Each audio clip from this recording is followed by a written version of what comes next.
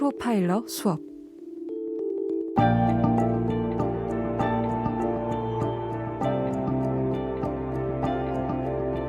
매주 화요일마다 뉴스 하이킥에선 특별한 수업이 열립니다.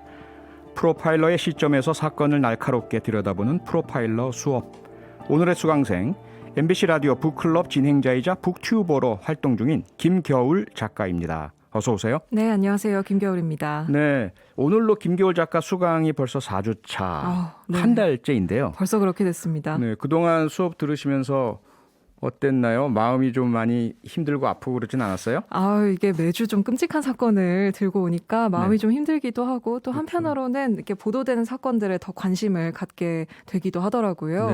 네, 프로파일러 수업 오늘 유튜브 라이브로도 저희 생중계되고 있습니다. 유튜브에서 표창원의 뉴스 하이킥 검색하시면 저희 수업 장면도 보시고요. 채팅으로 참여도 하실 수 있습니다. 네, 청취자 여러분께서도요. 들으시면서 궁금한 점이 있으면 문자 보내주세요. 제가 최대한 많이 그 궁금증을 풀어드리겠습니다. 짧은 건 50원, 긴 건 100원이 드는 문자번호 샵 8001번 혹은 무료인 스마트 라디오 미니와 유튜브 댓글도 열려 있습니다. 네, 프로파일러 수업 이제 본격적으로 시작을 해보죠. 오늘 만나볼 사건은 무엇입니까? 오늘도 참 끔찍한 사건인데요. 최근에 보도를 통해 아시는 분들도 많이 계실 것 같은데요. 서울 강북구에서 발생한 모텔 감금 사건을 살펴볼까 합니다. 예, 이 사건 피해자 지인이 청와대 국민청원도 올렸죠? 맞습니다. 저도 이 사건을 처음 보고 어떻게 산책 중에 이런 일이 일어날 수 있나 좀 공포감마저 드는 사건이었는데요.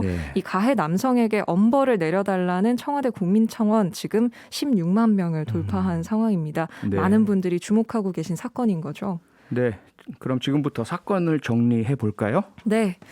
일단 지난 4월 10일 토요일 밤에 벌어진 사건입니다. 서울 강북구에서 일어났고요. 가해자는 20대 남성 김 씨인데요. 처음 보는 사이인 피해자 여성을 서울 강북구의 한 모텔로 강제로 납치를 해서 데리고 갑니다. 모텔에 사흘 동안 가둔 채로 4월 12일 월요일 오전까지 감금을 하고 있었고요. 이 모텔에서 3일 동안 성폭행과 불법 촬영 범죄를 저질렀고 피해자의 은행 계좌 비밀번호를 알아내기 위해서 흉기로 위협을 하기도 하고 또 지갑에 있던 현금도 갈취를 해 갔습니다. 주변 사람에 대한 협박도 했다고 알려져 있고요. 피해자가 감금당한 동안 이제 가족에게서 연락이 왔지만 가해자 김 씨는 자발적으로 나온 것처럼 답하게끔 강요를 했습니다. 피해자가 제발 풀어달라, 가출했다 돌아온 척하겠다 이렇게 계속 요청을 하자 가해자는 피해자를 풀어주고 본인은 도주를 했습니다만 현재 경찰에 잡혀서 특수강간, 절도, 감금 등의 혐의로 구속 수사를 받고 있습니다.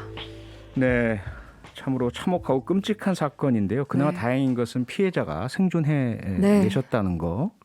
그 부분은 정말 다행이고 이 사건에서 제가 프로파일러로서 주목하는 포인트는 지배와 통제입니다. 지배와 통제. 네. 지배와 통제가 이 사건의 핵심이라고 볼 수 있는 걸까요? 네, 이 사건의 맥락이 다른 사건과는 조금 다른데요. 순간적인 어떤 폭력, 분출 이러한 부분은 잘 안 보이고요. 피해자를 완전히 자기가 지배하고 통제하겠다는 계획이 철저했죠.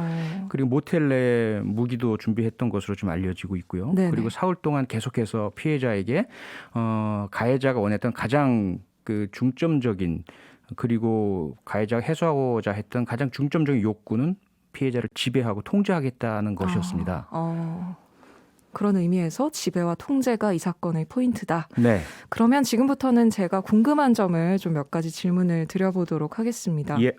일단은 이 사건 자체가 좀 충격적인 부분이 이 알지도 못하는 여성을 그냥 무작정 납치를 해서 이렇게 성폭행 범죄를 또 감금을 했단 말이죠.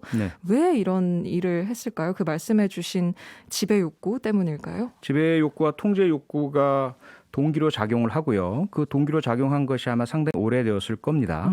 그리고 다른 경미한 행위로 표출되었을 가능성도 높고요. 그러면서 또 하나 개입되는 게 뭐냐면 아마 이 가해자가 섭취했을, 그건 많이 보고 참고했을 아마 영상이나 영화 같은 것들이 있을 거예요. 거기에서 자기도 따라하고 싶어하는 모방 심리도 있었을 것 같고 그러면서 아마 자기만의 환상, 판타지가 생겼을 겁니다. 이렇게 하고 싶어라는 것. 그것을 이제 실현에 옮기기 위해서 여러 가지 것들을 아마 해왔을 텐데 그 이전에 다른 범죄가 있었는지 여부는 모르겠지만 어쨌든 이 피해자를 향해서 그것이 본격적으로 실천이 된 것이다 이렇게 봐야 되겠죠.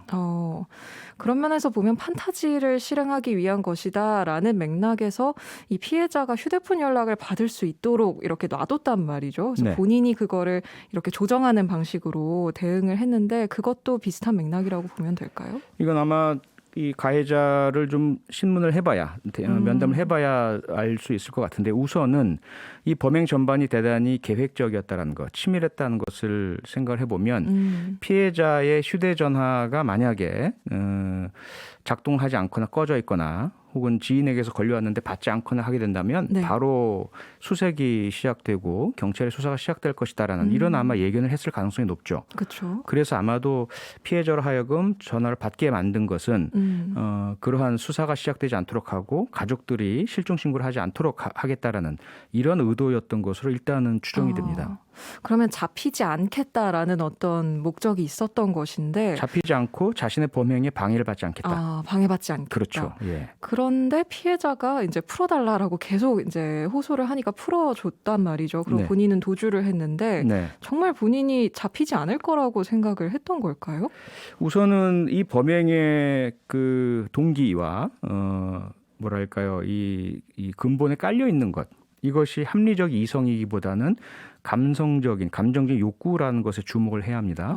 앞서 제가 지배와 통제 욕구라고 말씀드렸잖아요. 네. 그런 가운데 피해자가 가해자에게 당신이 나를 지배해요, 통제해요라는 것들을 완전히 보여주고 그 다음에 이제 호소하면서 당신이 가진 그 힘을 나에게 좀 베풀어 주셔서 풀어주세요라고 했을 때 자기의 만족감을 높이기 위해서 내가 그 정도 할 수 있는 사람이야라는 우월감을 느끼기 위해서 피해자를 석방하는 경우들이 있어요. 과거에 연쇄살인범 온보형 같은 경우도 피해자 중 한 명이 그러한 호소를 하니까 집에까지 데려다 준 적도 있고요. 이런 일들은 종종 발생을 합니다. 그래서 그 경우에 공통적인 것들은 가해자에게 대부분 네. 그런 심리적인 성격적인 문제가 있고요. 그 부분의 빈 공간을 피해자가 어느 정도 충족시켜 주었을 때 피해자를 풀어줌으로써 자기가 만족감을 느끼고 이 범행으로 인해서 얻을 수 있는 그런 범죄적인 충족감 이것을 얻기 위한 한 방편이 되기도 하는 거죠. 풀어주는 것마저도 본인의 만족감을 위한 것이다. 그렇죠. 이 피해자의 그 지인이 국민청원에 주장한 내용을 보면요. 피해자에게 내가 어떤 정신적인 장애가 있다 뭐 이런 말들을 했다고 합니다. 예. 그래서 이런 것이 본인이 잡혔을 때 뭔가 범행에 있어서의 뭐 감형을 받는다든지 이런 것을 위한 어떤 포석이 아닌가 하는 의심도 지금 받고 있는데 그런 처벌을 적게 받기 위한 행동이었을까요? 분명히 그런 의도가 있었다고 보고요. 앞서 말씀드린 것처럼 계획적이었죠. 이 범행은. 네. 그러면 자신이 잡힐 경우까지도 대비를 했을 수가 있고요. 그 경우에 이 범행에 있어서 자기가 봤던 뉴스 등에서 나오는 그런 심신미약 혹은 심신상실, 감형 이런 부분에 대한 알리바이라고 하죠. 우리가 흔히 포석을 미리 깔아놨을 수가 있고요. 또 한 가지는 피해자가 신고하지 않게 하겠다라는 그러한 의도에서 피해자에게 자신에 대한 동정심을 또 유발시켜서 내가 사실 이런 문제가 있어서 이런 범행을 했으니까 당신도 내가 무사히 풀어주면 나에 대해서 신고하지 말고 좀 잊어달라. 나에 대한 동정심도 좀 가져달라. 이러한 어떤 심리도 좀 개입돼 있지 않을까 이런 추정도 되네요. 그렇군요. 8698님께서 납치인데 모텔에 들어갔을 때 모텔 주인이 눈치를 못 챘을까요? 라고 질문 주셨습니다. 이게 계획범죄라는 어떤 증거가 있는 상황인데 눈치를 채기 어려웠을까요? 일단 이 모텔이 어떤 곳인지 모르겠어요. 무인텔이라면 뭐 주인이 어떻게 할 수 있는 부분은 아니겠죠. 네. 또 한 가지는 그렇지 않다 하더라도 이 범인이 여러 군데를 다니고 답사를 해봤다라면 누구도 그런 어떤 뭐 구조라든지 그 행태를 봤을 때 신고하거나 개입하지 않을 곳이라고 생각했을 수가 있겠죠. 자, 이수정님께서 범인은 평소에 주변인으로부터 억압당한 일이 있었던 걸까요? 이런 질문 주셨고요. 9269님도 20대에 그런 짓을 할 수 있다는 게 참 끔찍하네요. 자라온 환경의 탓도 있겠지요. 이렇게 질문을 주셨습니다. 네, 앞서 말씀드린 것처럼 이 범행의 동기는 지배 욕구와 통제 욕구라고 보여지고요. 그런 경우 상당수가 어린 시절부터 누군가에게 압박당하고 그리고 흔히 이제 남성성의 손상이라고 범죄 심리학적으로 이야기를 하거든요. 네. 우리가 사회적으로 남자 아이들에게 넌 강해야 해, 뭐 이겨야 해, 울면 안 돼 이런 것들을 강요하잖아요. 그렇죠. 그런데 현실은 그렇지 못해서 많이 자신이 남자답다는 것에 상처를 입는 아이들이 많죠. 이것이 회복되지 못하고 늘 짓눌려 있고 열등감 느끼고 그런 아이들이 커가면서 이것이 제대로 치유되지 못하면 지배 욕구와 통제 욕구가 생기고 이것을 남에 대한 가해, 남을 완전히 지배해서 복수하는 방향으로 해소하는 경우들이 이렇게 나타나기도 합니다. 그렇군요. 이 피해자 측이 올린 국민청원 내용을 보면요. 가벼운 형을 받고 보복을 할까 봐 두렵다. 엄중 처벌을 해줬으면 좋겠다. 이런 내용이 있는데 보복 범죄를 할 수 있는 가능성도 좀 있을까요? 가능성이 없다고는 할 수 없겠죠. 다만 그러한 요소 자체를 없애기 위해서 그 교정과 양형에 있어서 반영이 분명히 이루어져야 된다고 생각을 하고요. 네. 그다음에 우선은 이제 형량이 많이 높아야 되겠죠. 이 범행 자체가 법정형으로 보자면 성폭력 특별법상에 특수 강도 강간은 사형 무기징역 혹은 10년 이상의 징역형에 해당되는 무거운 형벌을 받게 되어 있거든요. 거기에 덧붙여서 특수 감금죄가 있죠. 그다음에 카메라 등 이용 촬영죄가 들어가죠. 네. 이걸 제대로 다 반영을 한다면 적어도 무기징역형이 나와야 될 텐데 네. 사실 우리나라에서 그동안 이러한 강력범죄자가 살인을 하지 않을 경우에는 무기징역형까지 내리지 않는 경우들이 대부분이어서 그럴 경우에는 언제든 나온다는 이야기고 네. 그 경우에는 나왔을 때 피해자를 찾으려 하고 피해자를 찾으면 보복할 수 있을 가능성은 분명히 있는 거죠. 그렇게 하지 않게 하려면 교정기간에 있는 동안에 자신의 잘못을 반성할 수 있도록 제대로 된 그런 교화가 이루어져야 하죠. 그렇겠네요. 6251님께서 법이 약하면 범죄인은 강해집니다. 화학적 거세와 30년 이상의 징역 생활을 시켜야 해요. 라고 의견 주셨고요. 6942님께서 절대 그런 일은 없길 바라지만 정신 이상, 심신미약 등으로 인해 감형을 받을 수도 있는 사안인가요? 라고 질문 주셨는데 지금 어떤 처벌을 어디까지 받을 수 있느냐 이런 의문도 좀 들어요. 앞서 말씀드린 것처럼 일단은 법정형으로 보자면 사형까지 가능하고요. 네. 그런데 거의 가능성은 없어 보이고 무기징역형 정도가 적절하지 않을까 싶은데 일반적인 상식, 시민의 상식으로 보자면 네. 그런데 여기에 이제 초범이다. 이제까지 보면은 종과가 없다는 기사들이 나오고 있는 거 네. 있죠. 그다음에 본인이 반성한다고 반성문 쓰거나 이러면 또 반성의 여지가 있다. 이런 것들이 개입이 되고 여기에다가 앞서 말씀하신 것처럼 만약에라도 정신과 진단을 받은 병력이 있을 경우에는 이것을 이제 판사가 어떻게 반영하느냐, 심신미약을 받아들이냐 않느냐에 따라서 역시 감형 요인이 될 수가 있거든요. 재판을 좀 지켜봐야 되겠는데 이런 부분들이 우려되니까 피해자의 지인께서도 이렇게 국민청원을 올리시고 국민들의 관심을 촉구하신 거죠. 그렇죠. 이게 참 여러모로 끔찍한 사건입니다만 이게 그 범죄 전과가 없다라고 보도가 되긴 했습니다만 초범이 아닐 수도 있지 않을까요? 네, 앞서 말씀드린 것처럼 이 범행이 대단히 계획적이고요. 이러한 행동을 하기 전 단계에 무수하게 많은 혼자만의 예행 연습이 있습니다. 환상을 자꾸 이제 구체화시키는 과정도 거치게 되고요. 네. 그리고 모방도 하게 되죠. 그런 가운데 이번 범행이 아주 서투르지 않거든요.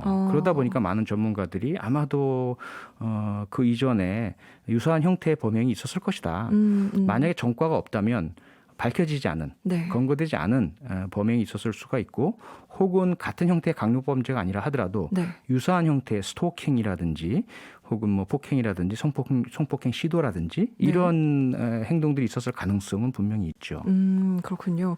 유튜브로 통이버피님께서 신상 공개했으면 좋겠네요. 이렇게 의견 주셨는데요. 가해자 신상 공개가 필요하다 이런 주장 나오고 있습니다. 어떻게 생각하시나요? 분명히 법적 요건이 되고요. 성폭력 특별법상 신상공개 대상이 됩니다. 특정 강력범죄 처벌에 관한 법률 상에 신상공개 대상도 돼요. 과연 경찰이 그 신상공개위원회를 소집해서 신상공개에 대한 심의를 할지 지켜봐야 되겠는데 저는 해야 된다고 봅니다. 8698님께서요. 우리나라 법원은 유독 강력범죄에 너무 관대한 것 같아요. 라고 의견을 주셨는데 이 사법부에 대한 의심이 좀 있습니다. 사람들 사이에. 어떻게 생각하시나요? 분명히 모든 범죄 행위에 무조건 무조건 강한 형벌 이건 별로 효과도 없고요. 네. 교도소가 너무 가득 차게 될 것이고 그리고 나서 나올 경우 이들이 오히려 사회에 대한 반감이 심해져서 더 강력 범죄를 저질 우려가 있어요. 그래서 무조건 중형주의는 많은 전문가들이 반대합니다. 네. 하지만 지금 의견 주신 분 말씀처럼 특정한 강력 범죄, 유독 우리 사법부가 그동안 성범죄라든지 혹은 폭력 범죄 이런 범죄에 대한 형량이 사실 다른 나라나 혹은 국민의 기대에 미치지 못할 정도로 약했다라는 것은 또 사실이죠. 네네네. 그래서 조금 더 우리 사법부가 범죄 하나하나마다 조금 더 세밀하게 살펴서 잠재적 피해자를 보호하고 사회를 보호하고 그다음에 피해자의 피해 회복에 대한 부분까지도 고려해서 네. 제대로 된 처벌이 이루어졌으면 하는 네. 또 하나는 처벌의 형량만 높다고 좋은 게 아니고요. 앞서 말씀드린 것처럼 그들이 15년이건 20년이건 있는 기간 동안 제대로 된 교정교화 프로그램을 거쳐야 하거든요. 그래서 본인 스스로가 자기의 죄를 반성해야 합니다. 네네. 본인이 바뀌려는 노력을 해야 해요. 그리고 나서 출소했을 때도 그들이 사회에 적응할 수 있도록 잘 보호관찰을 하고 보호를 해야죠. 네네. 그렇게 해야만 이들의 재범을 막을 수가 있습니다. 네.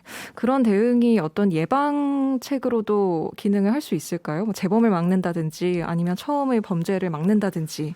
그게 교정의 목적이죠. 그래야 그렇죠. 하죠. 네. 그런데 재범률이 계속 높고 있고요. 네. 성범죄도 재범률이 10% 이상 나타나고 있고 하기 때문에 네. 교정에 대한 우리의 관심 더 높아져야 하는 거죠. 네. 3223님께서요. 초등학교 5학년 아들 꿈이 프로파일러입니다. 학습지 선생님 기다리면서 듣고 있습니다. 이렇게 네, 아드님의 보내주셨어요. 꿈을 응원합니다. 네. 공부 열심히 하세요. 자, 마지막으로 이런 사건을 막기 위해서 또 재범을 막기 위해서 근본적으로 우리 사회가 할 수 있는 일이 있을까요? 네, 우리 모두 함께 좀 더 따뜻한 사회, 서로의 인격을 존중하는 사회가 되어야 된다고 생각을 합니다. 네. 네, 오늘 수고 많으셨고요. 다음 주에 다시 뵙겠습니다. 김계월 네. 작가. 감사합니다. 수고했습니다. 평일 저녁 6시 5분에 여러분을 찾아갑니다. MBC 라디오 표창원의 뉴스 하이킥.